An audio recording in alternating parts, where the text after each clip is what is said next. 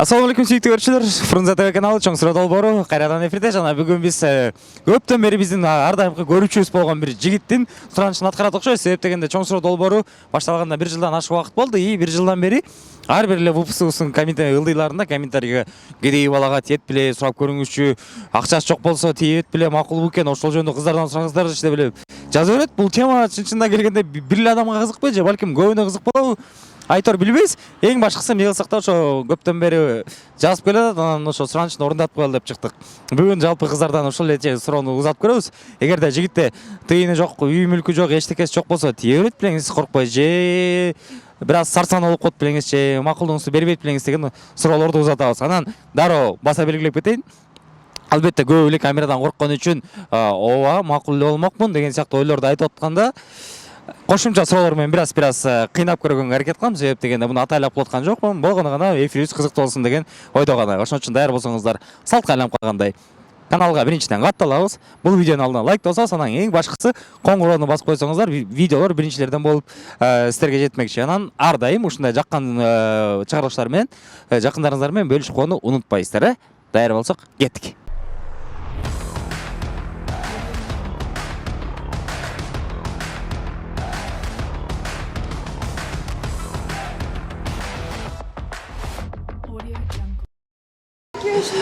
Жок.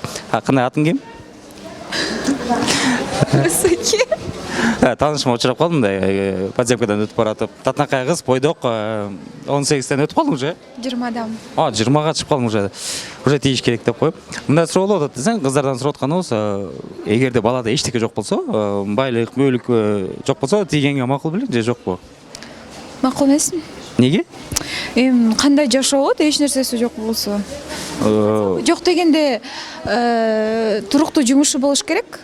Жумуш бар деп коелу, бирок жумуш как чоң байлыкка кирбейт, ал күнүмдүк жашоо болуп калат. Мисалы, керектер зарплатага иштеп калат, 15-20 миң, может 30 миңге чейин. Анан ал күнүмдүк жашоодон артып айтса, артында бай мүлкү жок болсо, эчтекеси, анда вообще Жокпу? Үйү да жок. Үй бар дейбиз. Үй да жок болушу мүмкүн. Үй жок. Жок, эгер үйү бар, анан туруктуу жумушу болсо, калган чогуу кылсак болот. Үй жок болсо, үйдү чогуу алса болбойбу? Кандай жашоо болуп калат? Турмушка чыккандан кийин төрөш керек, бала болуш керек, анын баарын обеспечивать этиш керек да эркек болгондон кийин. Ал жагы туура. Бирок ортодо сүйүү бар. Ортодо таптаза сүйүү деп кой. Анан эмне? Болгону. Ал нерселерге убакыт керек. Бир 5 жыл кетип калабы, балким ошонун баарын чогултканга, просто сени же көрүп калып, сүйүп калып, уже убактым жок, срочно сага үйлөнүшүм керек. Анын баарына бир 5-6 жыл күтүп отурганга убактым жок болот. Давай, тие бер мага. Походу дела бар болот десе. Жок, сүйүү болгондо деле азыр кандай десем, акча тартыш болгондо көп уруш талаштар болот, ал сүйүүң деле жок калат да. Ошол себептен жок дегенде өзү жумуш табып, нормальный, анан үйлөнүш керек эркек болгондон кийин. Сизге окшоп десе, тамаша. Мен некем. Тамаша. Мен ошондо не деп салды, кедей деп салды же, кандай шустрый деп салды, түшүнбөй калдым. Кайсы мааниде айткы, комментарийге жазып коелачы бирөөңөр. Не, кандай мааниде айттың? Жакшы мааниде. Жакшы мааниде. Ну, Элдос Байкеңер блатной деп кой. Үйлөнүңүз деген мааниде айтып атам, батырам. Картайып жүрө бербөйбү, ну үйлөнөбүз, буйруса акырындан. Сен болсо даяр бол, комментарийден жейт сени. Давай. Подружкаларыңдан сурап эле, могу кыздан сурайбыз азыр бар. Эгерде сүйүү до такой степени бийик болуп атса, анда эмнеге жок? Үй алтышка. Комментарийде Венера экен, аты жаза бергиле. Кыскасы түшүнүктүү, тиесиң, 100%. Так. Машинең бар деле, могу жерден эле жигит таап бербейли сага дебеймби? Макул. Чоң рахмат сизге. Жөнөкөй эле суроо. Я. Качан күйөө тиесиң? Не скажу. Айт. Качан? 10 лет. 10 жылдан кийинби? 26-га чыккандабы? Кечип кетпейсиң? Точно? Да. Просто мындай суроо болот да, если балада эчтеке жок болсо, акчасы, үй мүлкү тиет белең деген. Неге? Потому что мы вместе все построим там. Тиктокко тартып дебейсиң? Мен просто мындай көрүп калмак деп келатсак, бийлеп эле тикток тартып атышсыздар. Тиктоктун эмне пайдасы бар? Не знаю. Популярность керек болот абы. Азыр давай мындай кылабыз. Кошелектү бетиң мындай аласың. Соттур мен сага суроону кайра берем. Тет билеңиз, конечно, байке мен тиймекмин. Анткени мен акча карабайм, мен сүйүүгө карайм деп койсоң, популярный болосуң сатчы. Давай. Акча жок болсо тет билең. ооба. Себеп? Себеп? Анткенде сен сүйүүгө карайсың, Эй. Молодец. 26-га чейин күтпөй, 22-ге чейин тийип кет макулбу? Эй. ооба. Себеп? Эми ал адамдын өзүнө карайсың да. Сонун жооп болду. Бирок жаңы эле башка кыздардан айттым, сүйүү эле болсо ортодон аркы берки кичине жашоого керектелчү нерселерди камсыз кыла албаса анда сүйүү эле жоголуп кетет дегендей кылып. Сиз ошого ишенесизби? Жок, главное баягы экөөнүн ортосунда сый урмат болсо анан сүйүү болот да. Если сый жок болсо, конечно, сүйүү деле жоголот. А эгерде сиздин мисалы кошумча суроо берип көрсөк, келдиңиз, мам, ата апам могу жигитти сүйүп калдым, ушул жигитке турмушка чыкканда анан тилекке каршы мындай болуп атат, финансовый положениясы бир аз алсырап атат, бирок жакшы бала десеңиз, үйдөгүлөр түшүнөбү же кызым деп коюп? Сарсаңдап койбойбу? Түшүнөт. Түшүнөт, уруксат берет.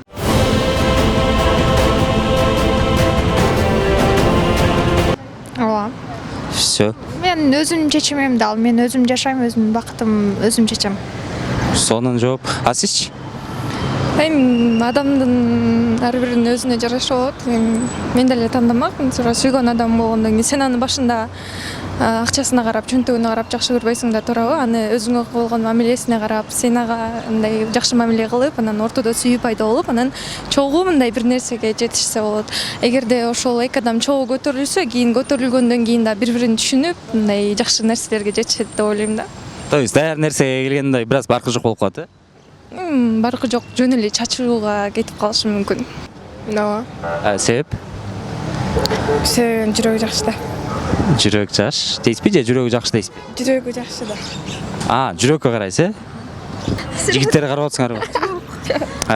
Атыңыз ким?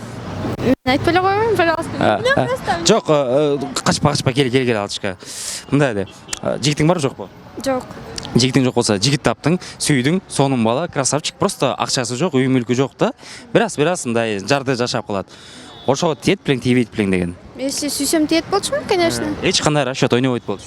Жок, экөөбүз чогуу зарабатывать этмекпиз да. Жүрөк тезесине ушинтип. Дагы кошумча суроо. Үйдөгүлөр кандай карамак деп ойлойсуң? Кичине каршы болмок белем, кызым, нарыгы бери байкап көрбөйсүңбү? Жок. Сүйсөң кете бер, тийбер. Мен сөзүмө каршы чыкпайт болуш керек дейм. Мен ата-энем. Что-то кыздай иш бар окшойт мындай. Менин сөзүмөн деп мындай. Жок, жакшы, сонун экен. Иш кылып ата-эне каршы болбойт, мен өзүм точно тиймекмин дейт. Ооба, тиймекмин. Всё, атыңыз ким дедиңиз? Салтанат. Салтанат. Жигиттер, Салтанат. Кечки саат 7-ге жакын чүй совет көчөлөрүнүн кесилишине ушул жерге келсеңер, ушул жерде учакташып отурушкан болот. Күндө эле учактасыңар да? Жок. Эртең каяктуу болосуңар, бир убакыт айтып коелу, бир 5-6 бала чалат сизге. Макул. Ушул жерде болот экен. Атыңыз ким? Мимоза. Мимоза. Ой, сонун атыңыз бар го. Мимоза айтсаңыз, жигитиңиз барбы жокпу? Жок. Жигитиңиз бар деп коелу, сүйөсүңөр, экөөңөр бир жылдан ашык мамилеңер бар. Үйлөнөргө убакыт келгенде анын эчтекеси жок деп коелу, машинасы, үй, акчасы, мындай ошондой болсо тие бермек белеңиз же все-таки бир аз расчет болобу жашоого кийинки келечекте? Эң негизгиси адамдын деген ички жан дүйнөсүнө караш керек. Мен ошондой карайм, башкаларды билбейм. Сиз андай сонун карайсыз, себептен сүйүп атасыз ал жигитти, ал түшүнүктүү. Бирок үйдөгүлөр ага кандай карайт? Кызым, кыйналып каласың кийинки жашооңон деп айтышабы? Билбейм. Мен аны убагында эле көрүш керек. Эми приблизительно айтыш мүмкүнбү? Мүмкүн окшойт, башка түшүнчө билбейсиң, эң негизгиси сизге ал эч кандай проблема эмес. Всё, Мимоза. Если честно, Если честно, да, вот нам нужен честный ответ. я сейчас буду гниды, но Не, то, что чувствуете, то и говорите. скорее всего бы нет. Максимум помолвилась бы, но не вышло бы. Мало ли что ты все равно думаешь о будущем, о своих детей. Типа, что будет дальше? Типа, останешься на улице и что? Встречный вопрос тогда. Ничего нету, но пацан перспективный. У него голова... Ничего нету. Допустим, на данный момент ничего нету, но если его вот так вот подтолкнуть... Типа, жилка у него есть, типа, если у него есть талант, Да. типа, то да. То да. Не вариант ли так сделать, что выйти за него и потом гонять его просто так? А есть те, которые даже их гоняешь, они будут дома сидеть, штаны просирать. Ты не ядешь, да? Ленивая тварь, сволочь. Всю жизнь мне испоганила. Вышла замуж за тебя, да? А надо было за Макса. Короче, нет, да? Нет. А вы? У меня есть парень, и у него ничего нет. Я с ним встречаюсь, и мое мнение такое, то что если ты мудрая женщина, которая может направлять своего мужчину, то у вас все вместе получится. Так что да. Это не преграда. Ох. Как было сказано, как тост, да? Давай выпьем за это. Ханы. Чыгай. Кел. Ишин тартпайм о, кызды кой койчу бака. Сулуу эле аламын ба? Кыздар мени сулуу эле турбайм, эмне качып атсыңар? Ошол үчүн дейсиң Фрунзе ТВден, э? Ладно, атыңыз ким? Айпери. Нескромный вопрос. Турмушка чыктыңыз беле? Чыккам. Сонун экен. Просто биз мына бойдок кыздардан сурап атканбызда, кандай деп ойлойсуз? Тетиги кыз эмне деп жооп бермек? Ошол кыздын ордуна жооп берип коюңузчу, качып атат простачы. Балада эчтеке жок болсо, байлык, мүлкү жок болсо, тиет белеңиз деген суроо узатмакмын тиги кызга. Ошол кыздын ордуна сиз жооп берип атасыз. Билбейм, мен ордуна жооп бере албайм. Өзүңүзчү? Жакшы көрсөм тиймекмин. Макул, анда дагы бир мындай сыр болбосо эгер турмушка чыгып жатканда күйөөңүздүн канчалык деңгээлде байлыгы бар эле, же болбосо канчалык мүлкү бар эле дегендей. Кызыгы жок болчу. Жок болчу, э? Бирге бутка туруп, бирге жумуш алып. Ооба. Алтышка. Үлгү алгыла, эй. Атон машина чыгып калса тийбейин дейт го. Курманжан. Нет. Курманжан. Курманжан, пожалуйста. Да, нет. Нет. Скажите да. Да. Она сказала да. Тем дейт, жигиттер. Уктаңар, Курманжан тем дейт. Мынакей достор, өзүңүздөр көргөндө кыздардын 90% албетте макул болсо да, бул эң эле бир сонун жооптордун бири болду окшойт. Жок дегенде дагы албетте комментарийден талбагыла, себеп дегенде ар бир адам өзүнүн оюн билдирип атат. Себеп дегенде ошол оюна анын толук түрдө акысы бар. Ал себеби ал анын жашоосу, силердики эмес. Анан ашыкча сүйлөгөндөн, ашыкча комментарий жазгандан алыс бололу. Бүгүнкү бардык жооптор мен үчүн канааттандырарлык болду деп коем. Анан бул теманы эмне үчүн козгоп чыктык, себеп дегенде баягыда эле ушу кыздар тууралуу дагы бир опрос кылсак, комментарийде анча-мынча жигиттер мына чын-чынына келгенде аябай эле ылдый түшүп кетипсиздер, себеп дегенде кыздарга акча эле болсо болду, кыздарга тигил болсо болду, бул болсо деп эле бирдемке деп эле жаза берсиңер. Антип жазган эркектер жаттап калгыла. Силер кичине эркек деген нерседен алыстап баратсыңар, себеп дегенде түшүндүрөм.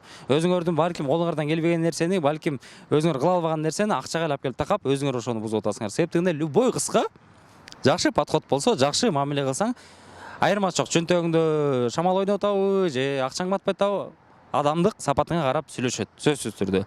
Себеп дегенде канчалык бай болбо, ал эртең кеч көзгө да илинбей калат. Адам өзү кызык болуш керек, адам өзү тарбиялуу болуш керек, маданият болуш керек, анан эң башкысы жагыш керек.